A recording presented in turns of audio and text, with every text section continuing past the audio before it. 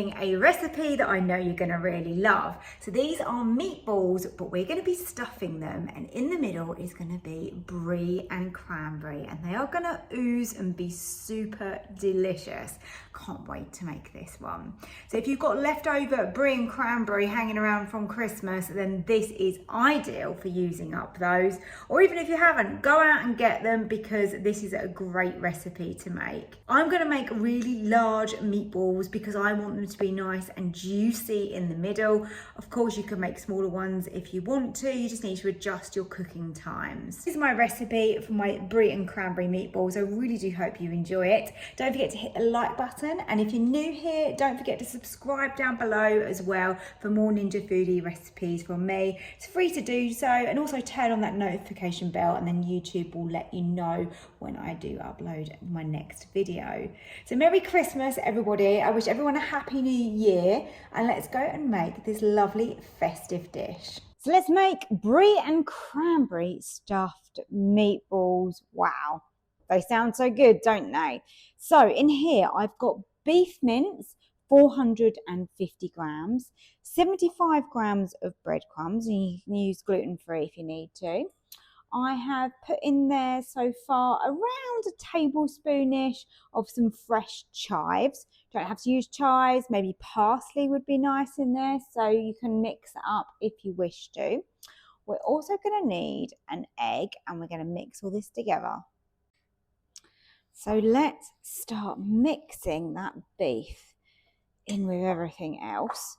I'm going to add some salt and some pepper to this as well. We can get our hands in as well, because, you know, it's never really going to come together properly with just a fork, but we will see how we go. So let's add in that black pepper. I like a fair amount. You put in as much as you want. And then we need to season it with some salt.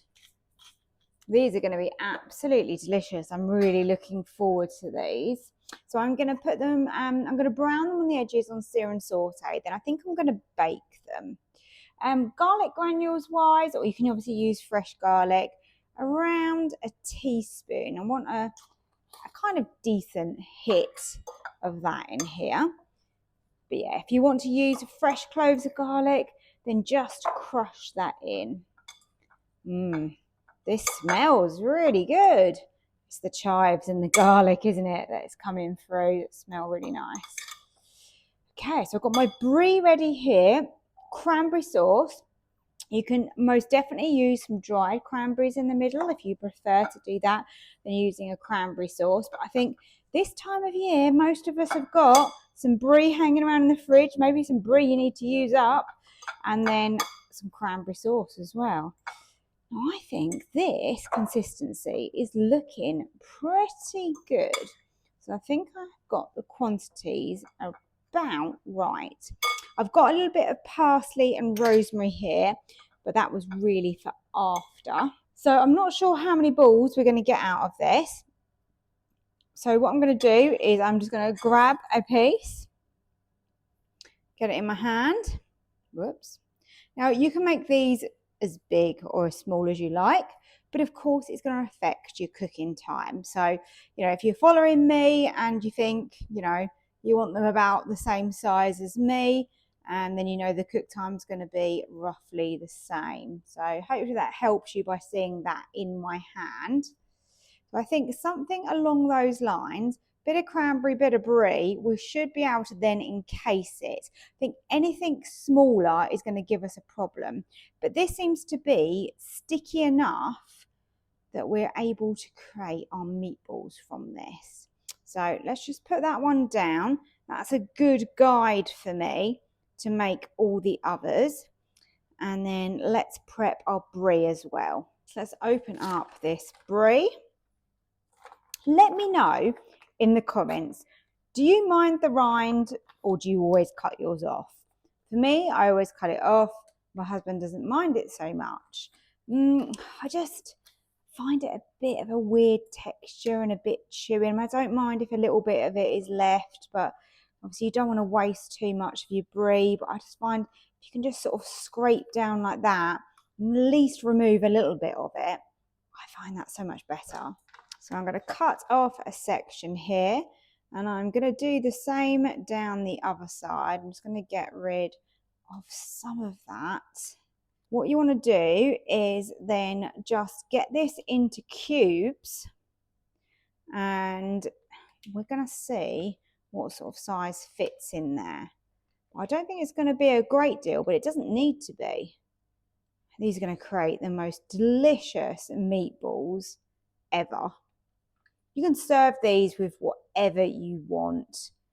I'm even thinking like just some like nice roasted parsnips or something like that. That's what I'm fancying anyway. Yeah, you can still serve this with pasta. I've got a teaspoon here, so let's open the cranberry sauce. Let's get our piece of meat in my hand. Let's get some cranberry sauce. Around that amount. That looks good, doesn't it? That looks about right. Maybe a little bit big. We'll see. And let's see what sort of size piece of brie we can fit. Now that looks good. That looks like we're going to have a nice oozy centre. So all then you want to do is just bring up all of your sides to your meatball and just encase it. Try and stick that together the best you can, because obviously we don't want any of that escaping. You will find that if you have gone a little bit too far with the filling, a little bit too much, then you may get some escape more than you would if you put less in. There we are. There is my meatball, and that has got brie and cranberry inside. It's going to taste so, so nice. So I think what I want to do is firm these up in the fridge before I cook them, because by doing that, they're going to hold together so much better. And then when we sear and saute them, we can get that colour on the outside before we bake them. I'm on sear and saute, and I've got some spray olive oil in the bottom there. Let's add our huge meatballs. So I've only made 6 meatballs here. And they're like a meal in themselves. They are big. But I think 2 of these is plenty. But you could definitely make them a little bit smaller if you wish to. There you go. Now, I did think you could probably miss a step if you just want to go on to bake. But I kind of like the extra flavour and the colour you get from actually cooking them on sear and saute first. So I'm going to spray a little bit of extra oil over the top of them. I'm going to turn the sear and saute down a little bit because I don't want these to actually burn. And then we are just going to let them get a bit of colour on all sides. A nice golden brown is what we're looking for. Then we'll finish them off on bake, and they should have that beautiful oozy centre of brie and cranberry. And I cannot wait to cut one open.